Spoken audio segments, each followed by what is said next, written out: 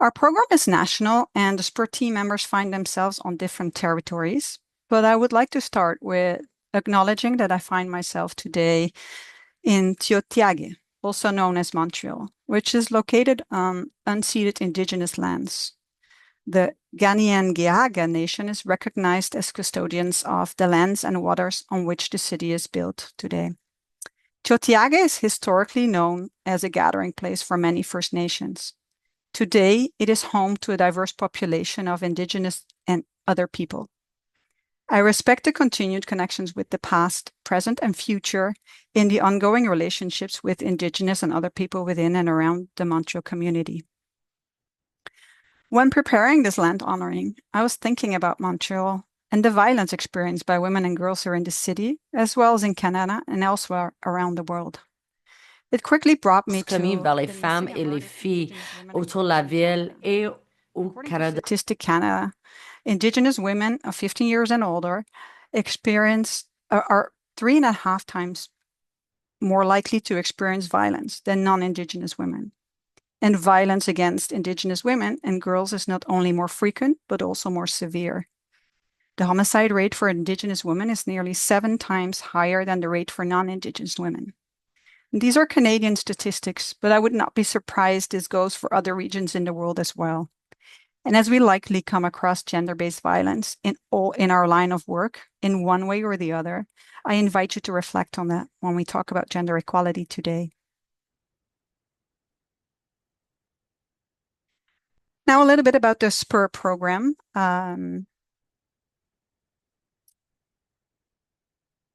And our agenda for today. I will tell you a little bit more about the SPUR program, and then we'll move on to speaker presentations. After that, there will be question and answer, and I will finish with some closing remarks. So the SPUR Change program is a 7-year initiative funded by Global Affairs Canada and implemented by the Intercouncil Network, aiming to increase the effectiveness of Canadian small and medium organizations, SMOs, as we call them, to deliver sustainable results in support of the Feminist International Assistance Policy and the Sustainable Development Goals, and to promote engagement of Canadians, particularly young people, in international cooperation. The program is set to end in December this year, but we have many capacity building opportunities coming up until then. This leads me to today's session. One of SPUR Change's core pillars is promoting knowledge sharing. C'est vraiment de viser un de nos piliers à activer le changement, c'est de vraiment souligner la The Let's Chat series is one way we are encouraging peer knowledge sharing. In the changing world we all live in, it is more important than ever that we center inclusive gender equality and equity practices to deliver sustainable results. In doing so, we often focus on empowering women and girls, but we know this is not enough. For today, we're inviting a great panel of SMOs that will show us the importance of engaging men and boys in gender equity projects. Without further ado, I will briefly introduce each speaker, and then we will start the presentation portion of today's webinar. So the first up to speak is Darcy Adaman, the CEO and founder of Make Music Matter. Darcy has dedicated his work to bring in an alternate form of music therapy to survivors of conflict and trauma. He developed the innovative Healing and Harmony Music Therapy program, which he will be speaking about today, in partnership with Nobel Prize laureate Dr. Denis Mukwege, and continues to scale the innovation that has served over 70,000 individuals in 9 countries around the world, including the Democratic Republic of Congo, Rwanda, Uganda, Guinea, South Africa, Turkey and Syria, and Peru. Most recently, Adaman has worked closely with Indigenous leaders in Canada to further develop the unique model of therapy and help address generational trauma. Following Darcy, we'll hear from Camilla Pinter, who's the Project and Communications Officer of HealthBridge Foundation of Canada. Camilla has worked with HealthBridge for more than 3 years, managing the Improving Reproductive Health and Preventing Child Marriage project in Nepal and Vietnam. Within this role, Camilla coordinates with partners to guide the project and plan activities that improve gender equity and improve sexual, reproductive, maternal, and child health. Healthbridge's approach includes the engagement of men and boys in education projects, and Camilla will speak regarding the success they've seen in the project and on how they've tackled measuring engagement. Then lastly, we'll hear from Caroline Pugeni, who is joining us from overseas. She's the program director of SCORE Against Poverty, a grassroots organization in Zimbabwe that is transforming rural communities by working with men and boys to challenge and change harmful gender norms. Caroline brings both lived experience and academic expertise to her leadership. With deep passion for gender justice, Caroline has been at the forefront of SCORE's bold and culturally grounded movement to redefine masculinity, not by rejecting tradition, but by reclaiming Indigenous knowledge and customs to build more just, caring, and equitable relationships. If you'd like to read the full biographies of today's speakers and learn more about their organizations, please consult the speaker overview that was shared with you via email. And with that, I pass it on to Darcy. Darcy, are you ready to start your presentation? Yes, I am. Great. Here you go. Let's get the slides going. So hi everybody. Again, my name is Darcy Atman, the founder and CEO of Make Music Matter. I invite you to, as the slides go by, to read them, please, because I won't be doing that per se, but more extrapolating upon a few, I think, important points that the slides indicate as we go along, and to show a video at the end. So I'm going to talk about, in particular, Make Music Matters Innovation, their Healing and Harmony Music Therapy Program, which is also now engaging men and boys in the community. And just generally, Make Music Matters' mission is to heal trauma. And just an important note to this is that the model, the Healing and Harmony model, is not predicated upon a particular type of trauma. Like, the provenance does not matter. We have worked globally in 9 countries, and it doesn't matter if it's derived from, sadly, sexual violence or ex-child combatants or simple poverty or being a migrant. Our results that we've demonstrated in peer-reviewed research are the same. So we're trying to combine the innovation of music therapy and cognitive behavioral therapy together.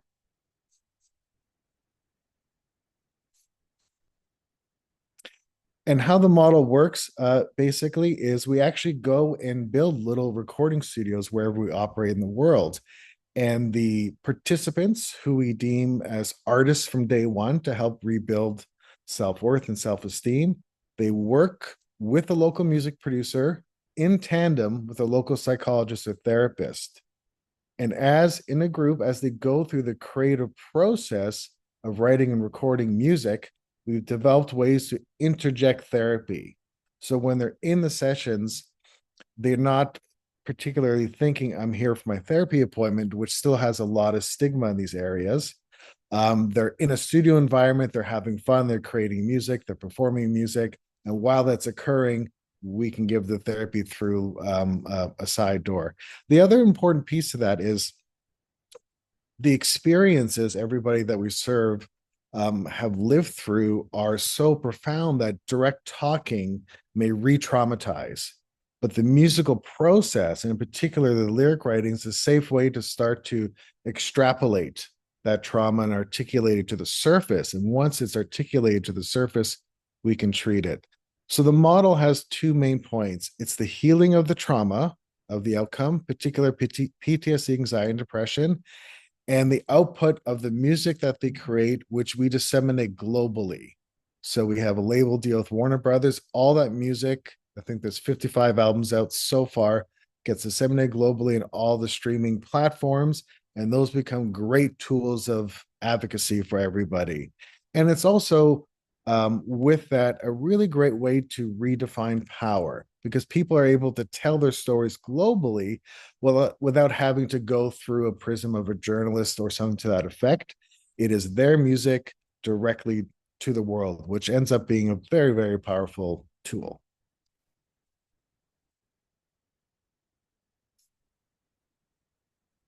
And just a quick overview of the places we have worked over the years. Our flagship still is in Eastern Congo, in particular at Panzi Hospital, but as noted, we've been in 9 countries all throughout Africa, the Middle East, Latin America, and now in Canada, and serving our Indigenous populations.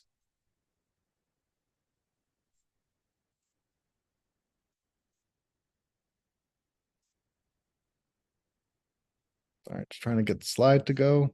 There we go.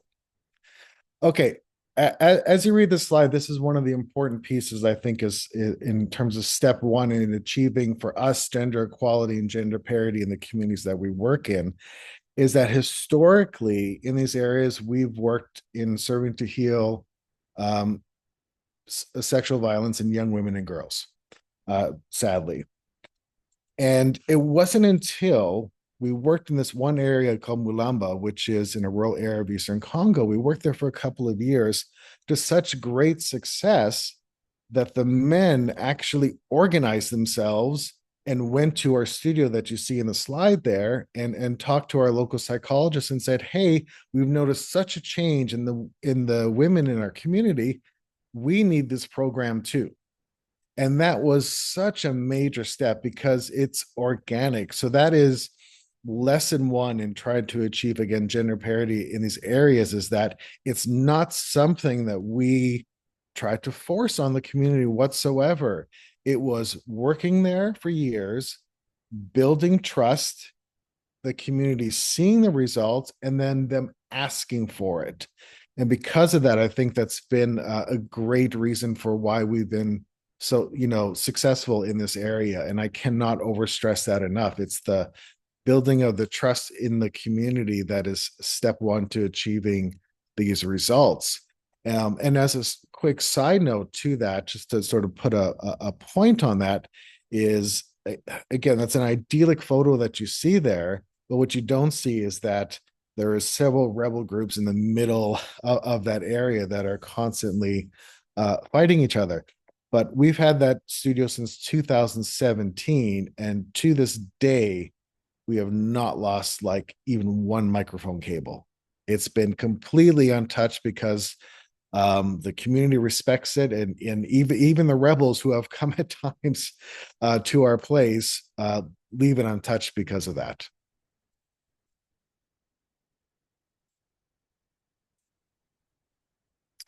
And this slide's just denoting just some from the medical director of the local field hospital where we operate in, just on some of the results and the sort of anecdotal results he has seen in the community.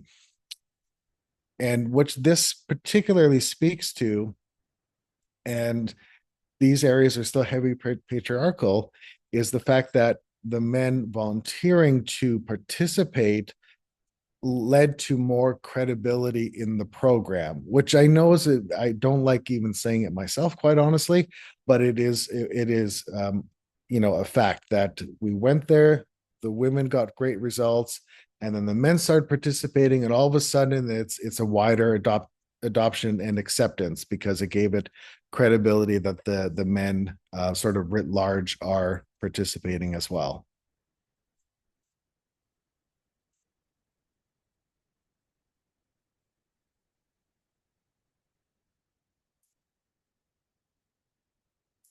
Now, we lead with music. Everyone in Make Music Matter are huge music fans and nerds like myself, coming from that professional background. But of course, we're part of the NGO community. We adhere to the adage of do no harm. So the most important thing is, despite us leading with something that's fun and exciting, on the back end, it is a therapeutic intervention that we take quite seriously. And as such, we need to measure our results. So we've had 3 peer-reviewed research projects, and in particular, this one was to analyze the results for the men in the community and how those were sustained. So this was one of our latest publications that was recently published in a peer-reviewed journal. And what it basically shows, and it's going to show more in the next slide I'm going to go to right now, is that for the most part, the results were the same between men and women in terms of healing of the PTSD, anxiety, and depression. And more importantly, despite living in an active conflict zone, 6 months post-treatment, basically those results have stuck and therefore sustainable. And that is when we can see real community change of once you're gone through the program, once we're done, once we're gone, are you still forever changed enough again to help build your community? So this is one of the most important slides, I think, in this presentation, just to demonstrate that fact. And again, just here's some more just testimony from both female and men participants in the program. And having visited there myself several times, it was just fascinating to see small examples of one man said that, oh, from now on, I give all the finances over to my wife. Once I went through the program, he realized I'm not good at handling the money because in his words, he would, I'll just say it, he would get drunk every Friday when he got paid. He now gave all the financial control to his wife after going through the program. But yet another young lady who is sadly in an abusive relationship regained her agency and strength and left her husband because of it, and the community supported her because, again, community-wide gender parity started to take hold.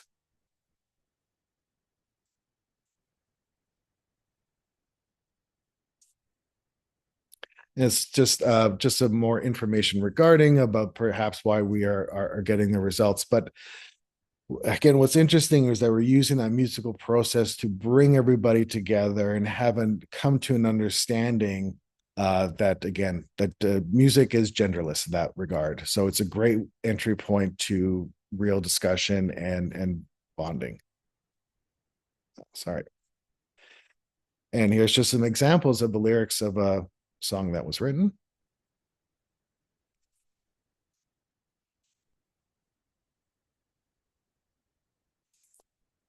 And again, especially these areas in Africa, I don't have music is the way to, it's almost like the way to tell the news per se. So you can travel throughout these areas in any hut and you're going to hear beautiful music, and therefore what we do seems to resonate quite deeply and actually more credibility than what, say, news would be on the radio. So these songs are not just entertainment, they're really true tools of advocacy throughout the community. And I'd like to play this short little testimonial video and then just end on a quick point to summarize.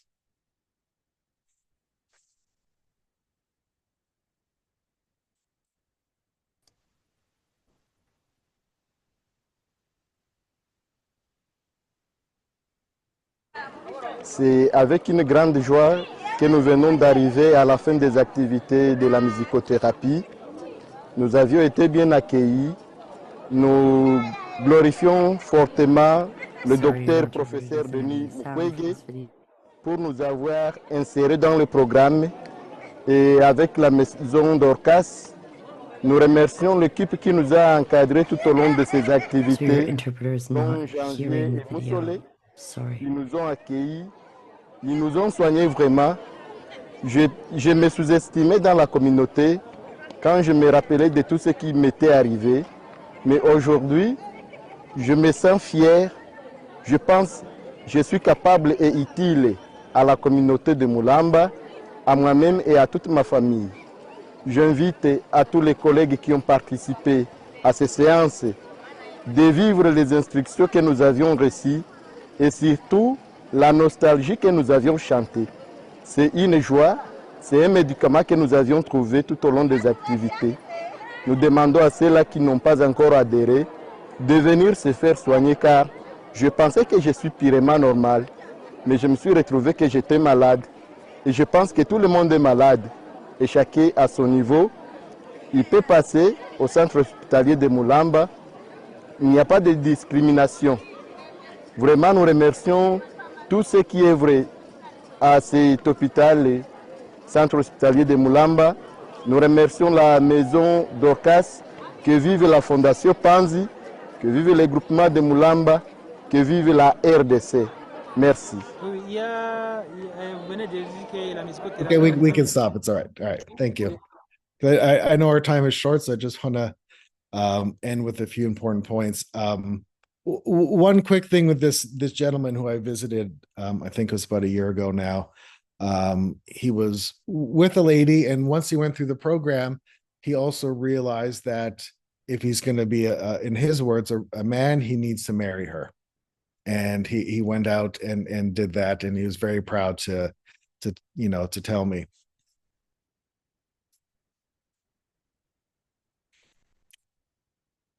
Now, just to summarize a couple of important parts. Again, one, the Healing and Harmony program heals trauma, regains agency to then hopefully make better life choices. And if you do that community-wide, that should naturally start to help with gender equality and parity. Yes. But in particular, again, I attribute part of the success is the fact that this was truly community-led. We've been operating in that area for 2 years. The men saw the changes in the women and came to us to participate. And then once we got results from there, we still were led by the community. So we took the next step in terms of, instead of just doing the sessions separately, now we have a project that we'll see here on the island of Idri that we're currently operating thanks to MCIC and FIT funding, that we're bringing the men and women together as couples. So we're delving deeper, because it's led by the community, to see where the true value lies. Does the value lie in doing the sessions separately in terms of gender, or do we need to put them together and have better results? And that's what we're currently measuring. And thank you for your time. Thank you so much, Darcy. That was really impressive and so interesting what you're doing. Camilla, you're the next up. Are you ready to take over? Yes, definitely. Ready to go. Go for it. Perfect. Hello, everyone. I'm Camilla Pinter. I'm from Healthbridge Foundation of Canada. And today I'm going to be presenting about our work engaging men in sexual, reproductive, maternal, and child health. So Healthbridge Foundation is an international non-governmental organization. We've been around since 1982. Healthbridge's vision is health and well-being for all people and communities, and we have 4 program areas. Today, I'll be sharing more about our work within the SRMCH program and how we engage with men and boys to address some of the root causes of SRMCH and rights issues, many of which are linked to gender inequality. Now, so how do we define what male engagement is? So there's no universally agreed upon definition for male engagement in women's and children's health, or on what are the specific behaviors that are considered desirable or undesirable. A definition of male engagement that we have worked with, which goes beyond just individual actions that men can perform, is men's active participation in relationships with partners and children, encompassing the following domains: shared workload and resources, emotional support, communication and decision-making, financial support, physical support, and gender norms.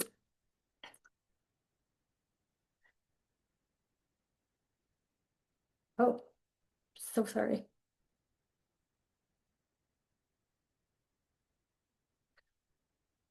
Sorry, the slides seem to have gone back to the beginning. Sorry about that. So why do we engage men in our SRMCH programming? So the concept of engaging men is not a new one and has been explicitly endorsed globally since 1994 International Conference for Population and Development.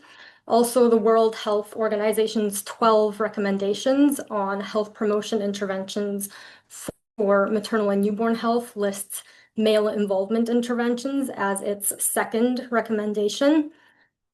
So a few specific reasons of why we engage men in our SRMCH programming. It's not like an all-inclusive list, but in the communities where we work, men often hold a lot of decision-making power in both families and the communities, and so they influence directly on the ability of women and children to access resources and access health services.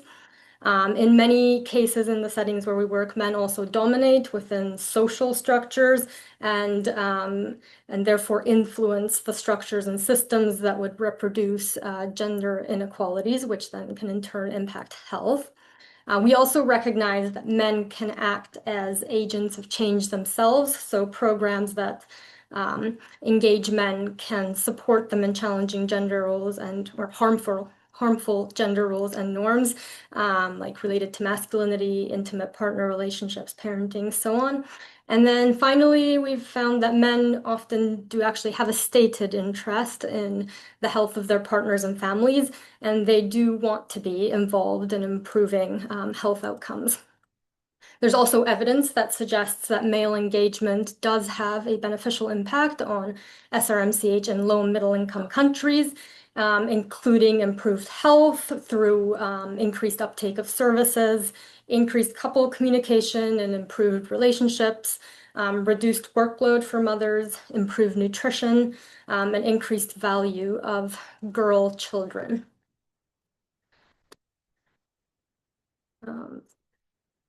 There we go. So now I can share, sorry, the slides are giving me some trouble.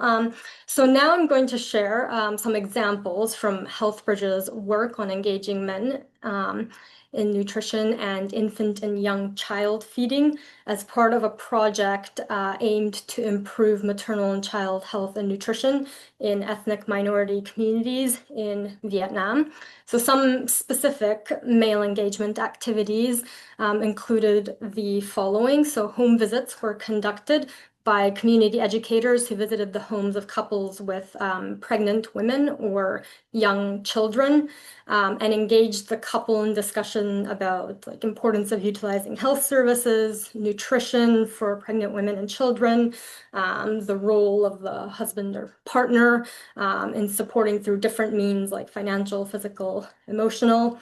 Then similarly on the community level, village education meetings were conducted for both men and women in the community.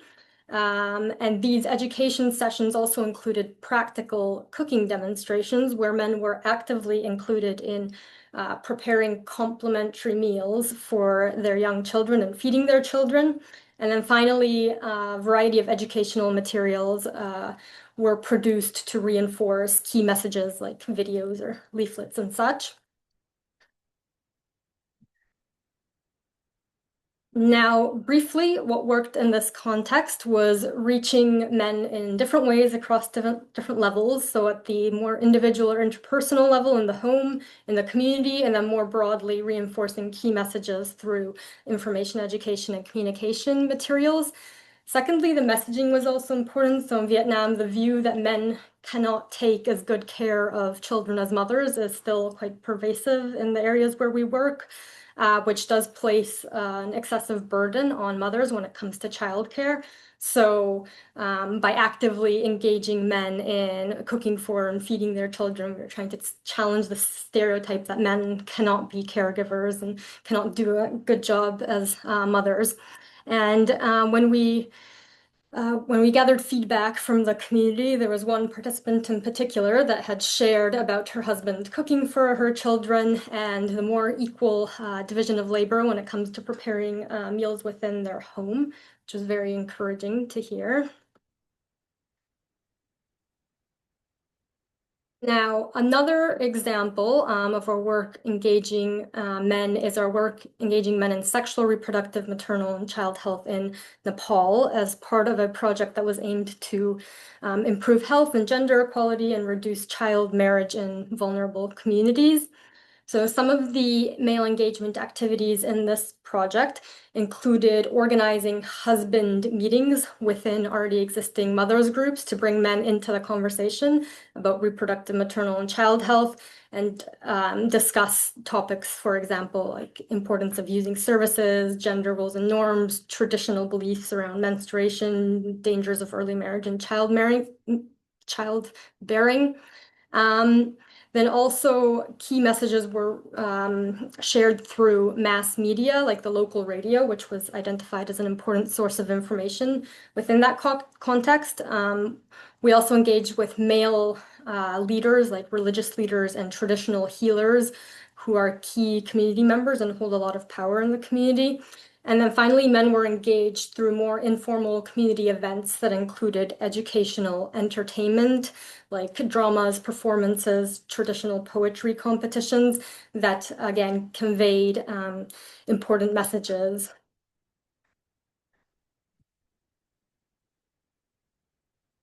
Briefly, what worked in this context, it was important to engage with male community leaders and decision makers like traditional healers and religious leaders, as they have a lot of power and influence in the community also on the social norms and whether or not services are utilized.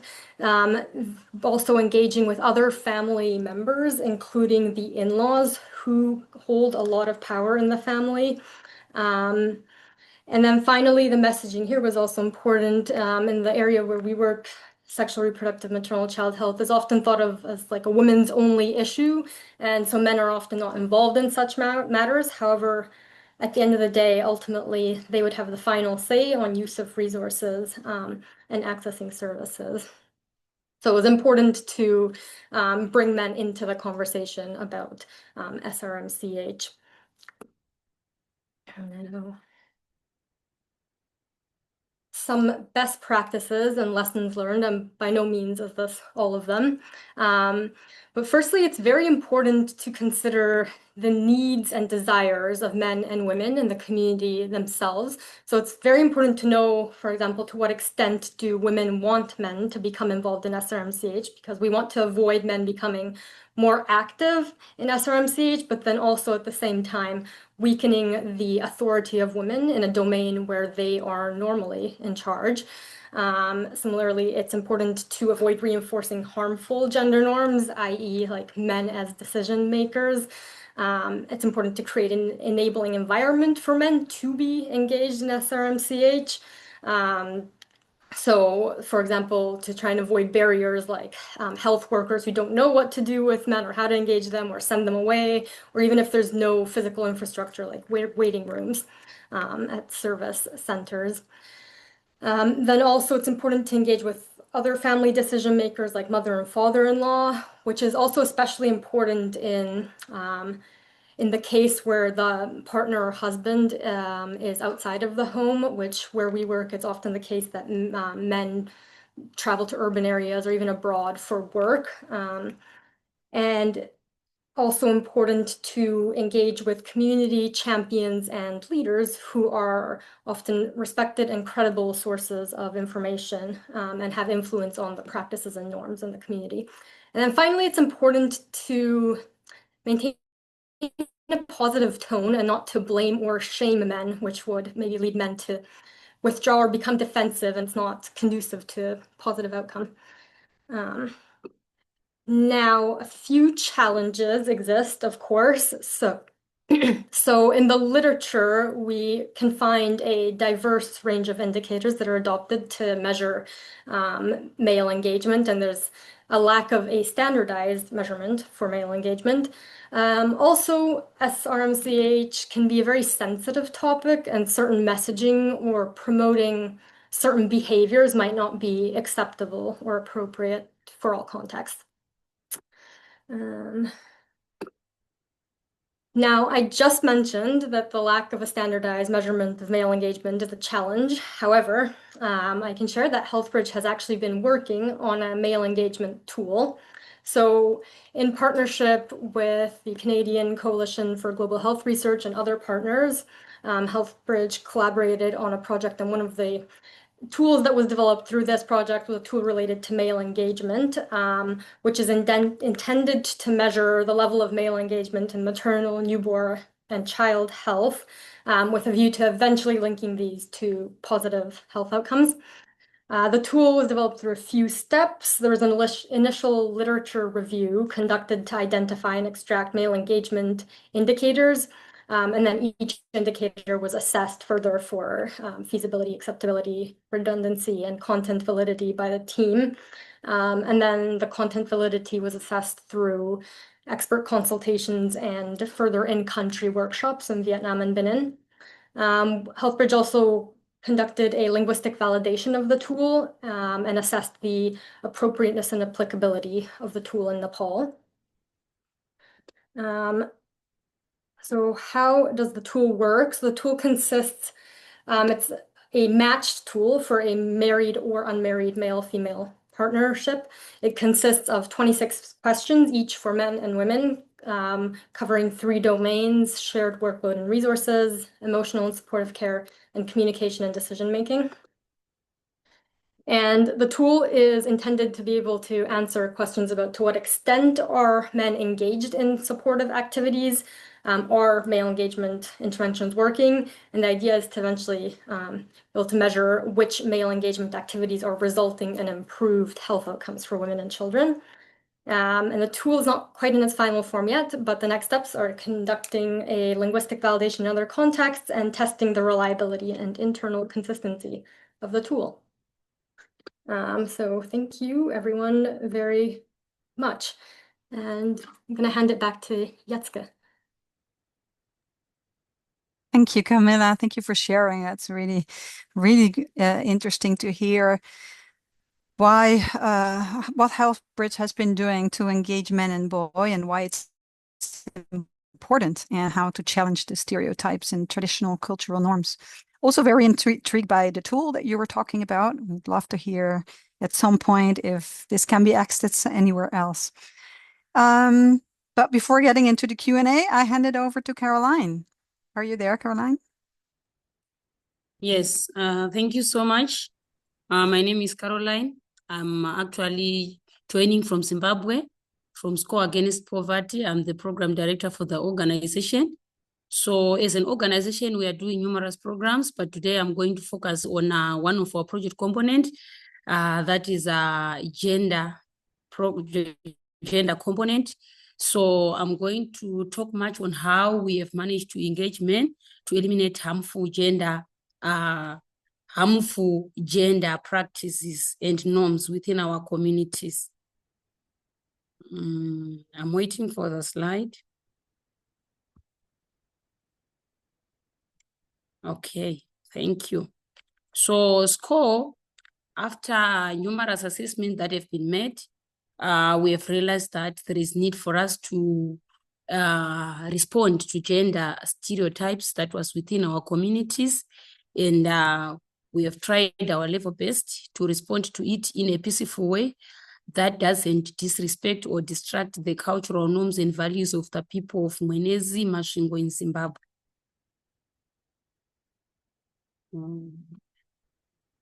Okay, I'm failing to move the slide. Okay, thank you. So we have come up with a project component that is called Men Can Cook. This project component, it was more on the trying to engage culture to respond to all the cultural harmful gender norms and strategies that was being used in the communities.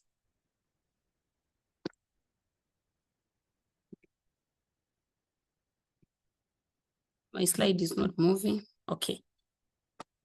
So this project or this component was being supported by Mennonite Central Committee, Zimbabwe, as a pilot. And then we tested the program with the funding from the government of Canada through the Funds for Innovation and Transformation. And later on now we are implementing what we call the locally led indigenous nature-based solution program for climate change adaptation, which also incorporates this component at large.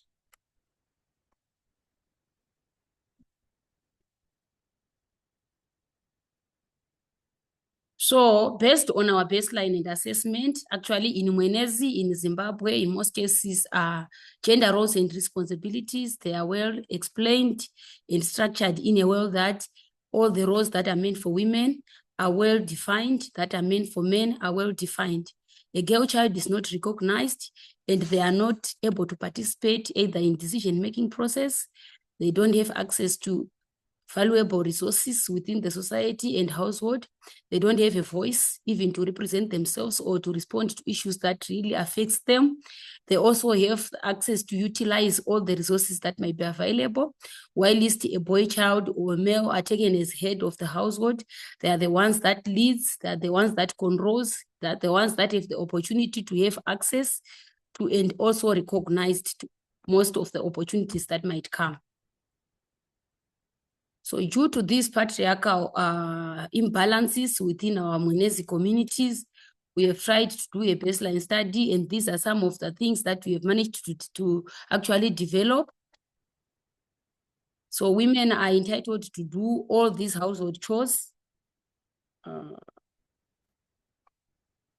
My slide is not moving. Can you please help me to move the slides? Thank you. So those are some of the household chores that women are entitled to do, all of them during the day, while men are actually confined to productive activities, and women are confined at household level. So we can move to the next slide.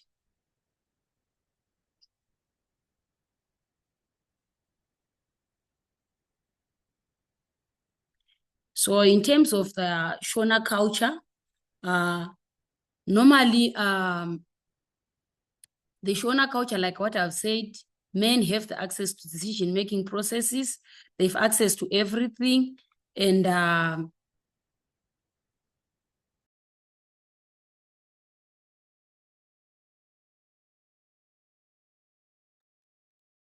okay, sorry, Jessica, can you please share the slides in both English and French so that I can also move together with you? They are only displayed in French.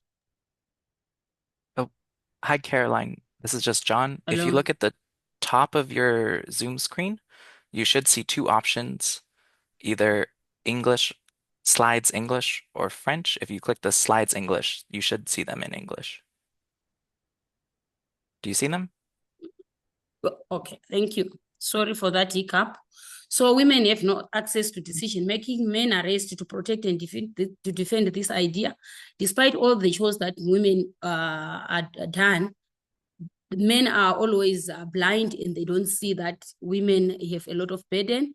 Women participate in their own operation by even raising their girl child the way they are actually living in.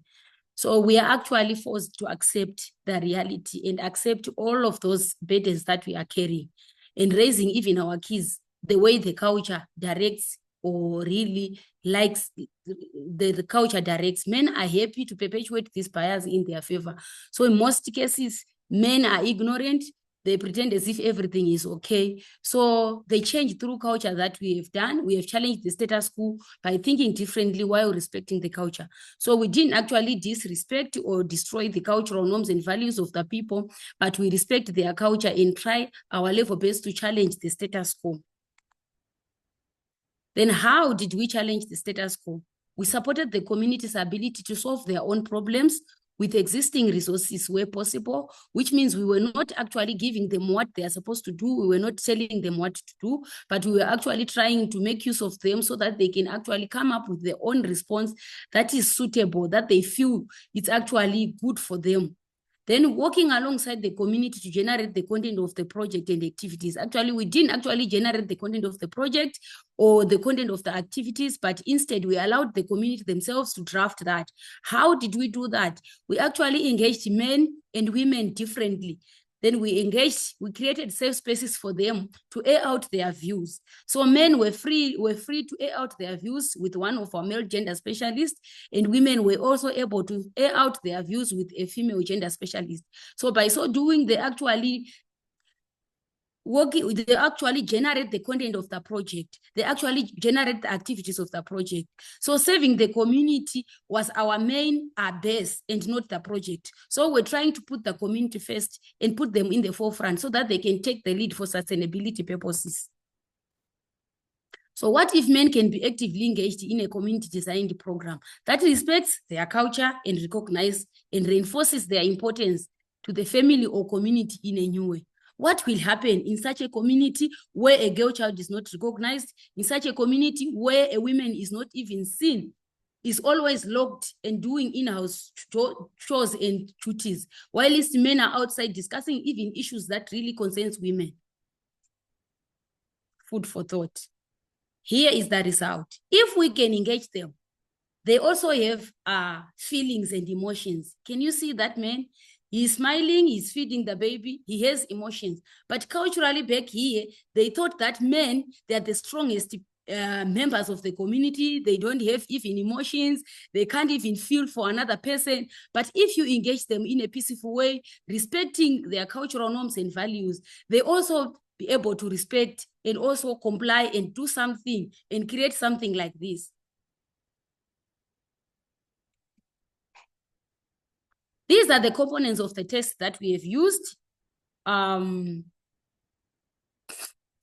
We have the men's forum on gender. So we had forum meetings with men where gender issues were being discussed by men with the lead and facilitation from SCORE gender specialists. And then the women were the ones that actually developed the curriculum, which carries a lot of gender topics that will be discussed by men. And men developed their own curriculum with issues that were being discussed by women.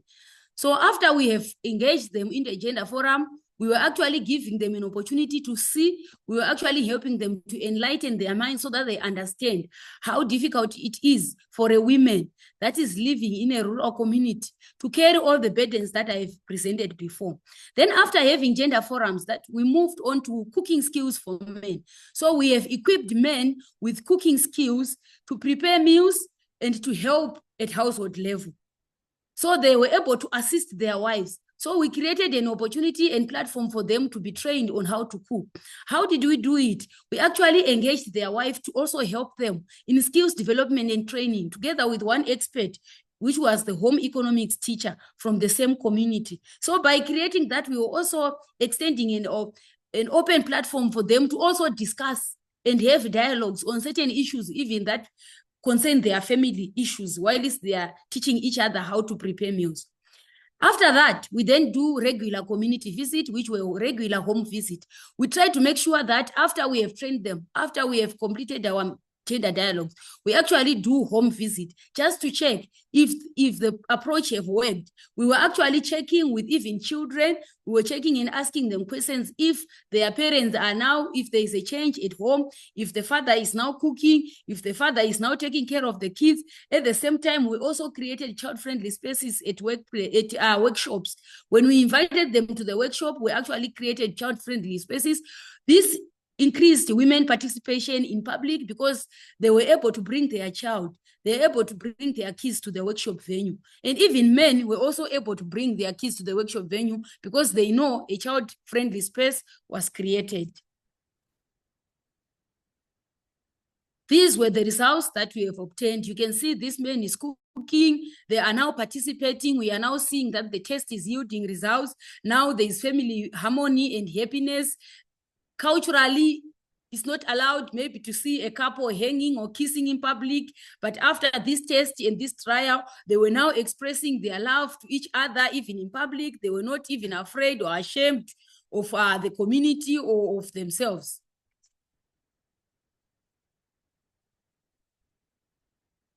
These were some of the results. Even community unity, they were now working together as a team. Before, it was a taboo. Actually, in my community, it's a taboo. It was a taboo to see a man holding a spoon or a cooking stick, cooking for his family. But now it was they were no longer shy. At first, they were shy and they were like, "What are you trying to do? And what are you actually helping us to do?" But now they are now equipped. They know the importance of helping each other at household level. These are some of the meals that they've prepared. Here it was during the Men Can Cook competition.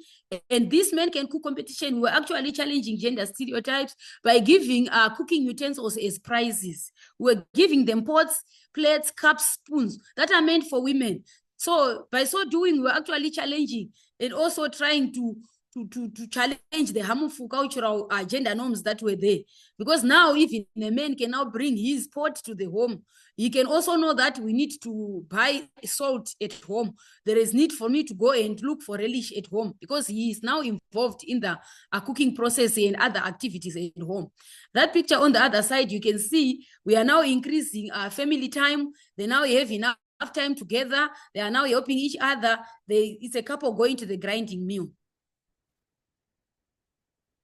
You can see this man has brought his child to the workshop because he knows there is child-friendly spaces. By bringing in the kids to the workshop, he is also allowing his wife to also do other activities or even self-care. The wife is now able to rest. She's now able to do self-care. She's now also able to participate in other activities within the community. Here is the pictures for the home visit. We have managed to do some numerous home visits, asking questions about how things have changed. We have realized that there is family happiness, harmony, and unity. People are now working together as a family. Things have changed. Even the kids are now happy within the family. That's knowledge transformation and skills transformation. You see, this boy is now cooking at home. Even the mother is not around, the father is not around. He is there with his sibling. He can cook. Men are now able to also teach each other within the communities on how to do better things and how to improve their lives at household level. Important elements of this men can cook. Men and women were involved in every activity. Everyone was involved and they were fully participating in all of the activities. Topics of gendered assets and advocacy were wrestled with, in which men were now even advocating for women participation and taking the leadership role within communities. Champions modeled the effectiveness of viewing wives as partners, not just as reproductive assets or even as someone whom they've bought through the lobola payment that is there within our culture. So now they were actually regarding them as their partners, as their companion. Then the results, couples began to see and experience the positive impact on their family life, both emotionally and economically. Co-production of knowledge started by cooking together, but continued into everyday aspect of life with larger than expected results. So now it was larger than even expected results. We also have indirect results that we actually obtained from this test that we have made. So cultural locality, a safe space for discussion was created, as I'm saying, time spent by couples, modeling by gender champions, meeting the different skills needs for both genders, belief in cultural or ancestral knowledge of the community. It is what we make out of what we have, not what we are given that separates one person from the another. So it is what we make out of what we have. If the community actually refused to change, then it was going to be an overburdened and a generation of overburdened women that was going to be carried out from generation to generation. But because they were able to actually challenge and accept the change, things actually work out for the best. This approach, it was an approach, not just a project, because its impact was wider, just more equity in the household chores. At every level, there were direct and indirect elements of conflict resolution, advocacy for equity, decrease in violence, leading to an end result of harmony and well-being characteristics of peace in household.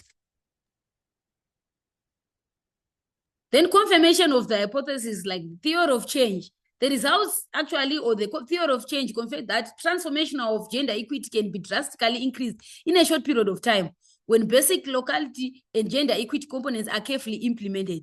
If we really carefully implement these basic locality and gender equity components in programming, then the results and transformation can be easily seen and brought forward even by participants themselves. The approach actually leads to increased cooking skills, increased understanding of women's roles in families, increased understanding of women's workload, and even helps women to also accept the powers that they were given by their husbands. You know, if you are in charge of a kitchen and then all of a sudden you are being asked to give away your powers to someone to rule out the kitchen or to be part of the kitchen, then sometimes it's very hard for women. That's one of the challenges that we have encountered. It was very hard for them to let the men participate in kitchen. And somehow, other challenges that we have faced was the aspect of women who were actually taking this as an opportunity and then rejoice and sharing these things with other women. So we have tried to engage mother-in-laws, aunties, sisters, to help them to actually receive the powers that they were being given by their husbands in a peaceful way, not in a boastful way, or in a way that would discourage their husbands to help them. But we actually encourage them to encourage and support their husband, even if they made mistakes or make some problems in the way. We were actually encouraging them to take it easy and support them in a peaceful and loving and supportive way, so that they can actually be encouraged to continue. So the final outcomes shift. Men were now cooking, women were now participating in productive activities. There was increased access to family assets by women. They were now even able to access some of the assets, because men were now understanding that these assets, they are not mine, but they are ours as a family. Then women's belief, they actually believed, and later on actually see that they are capable and they are able even to work outside homes. Then men were also able to uptake household chores, actively advocates for women, even in participation or in leadership roles in community. So anticipated outcomes, as I've already indicated, there were a lot of outcomes that were actually seen, and we actually seen a lot of changes within our communities. In short, I can end here. Thank you.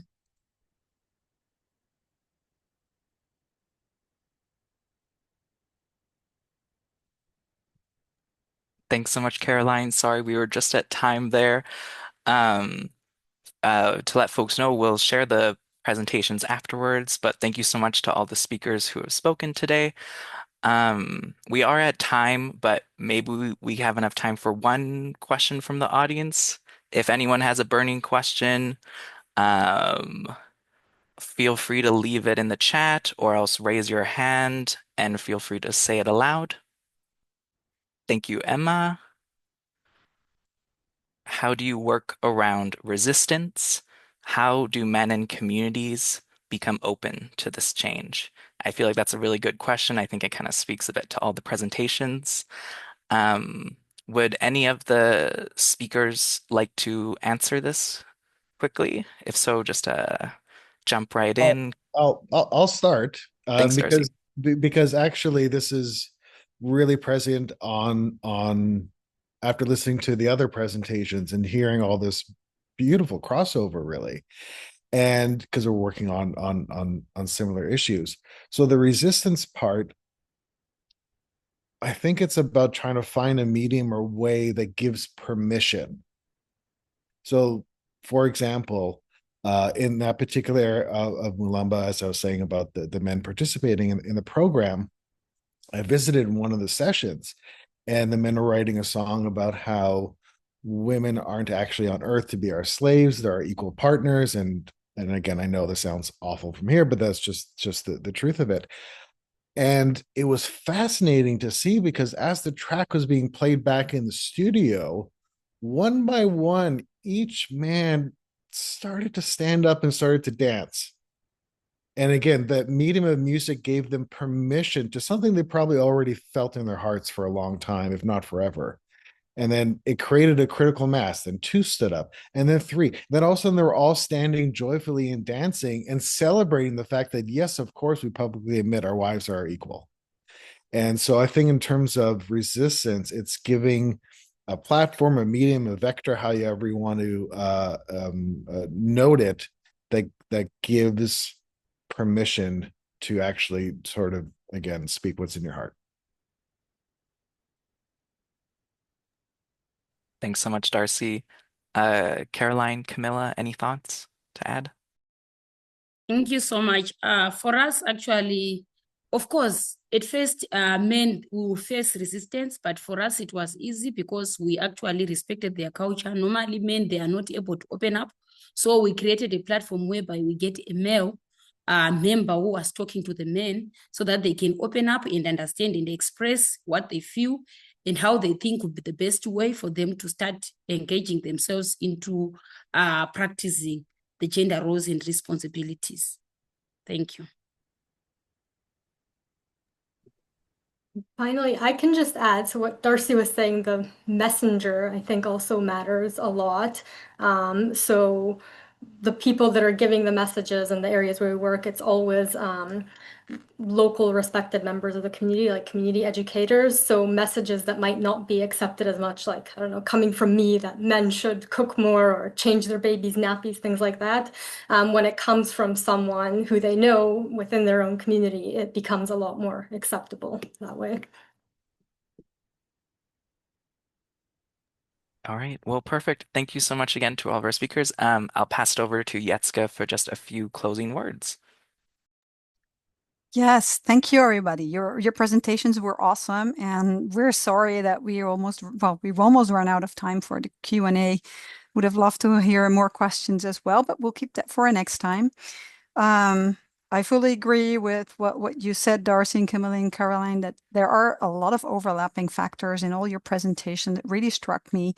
How to use community, how to listen to what they want and make them see that it actually betters everybody while respecting culture, while also trying to push some of the norms. It's really amazing work. I know a lot goes into it. It seems so easy when you hear it this way, but I'm sure that a lot of people learn from this, and I hope we can take this to our own projects and work with what we learned today. So thank you again, Darcy, Camilla, and Caroline. Thank you, Danielle, for the interpretation. I don't see you here, but we know you're there. We've heard you. And then lastly, I wanted to say, please, there is a session next week, like the next chat. It's on gender equity and climate action. Please register if you haven't yet done so yet. We will also invite you to fill out a questionnaire, a short post survey, but it's going to be shared after the second one in case you were able to attend both sessions. John is posting a lot in the chat, so please take a look at that. I think we will share this around in different ways. Thank you so much again for being with us today, and hope to see you next week.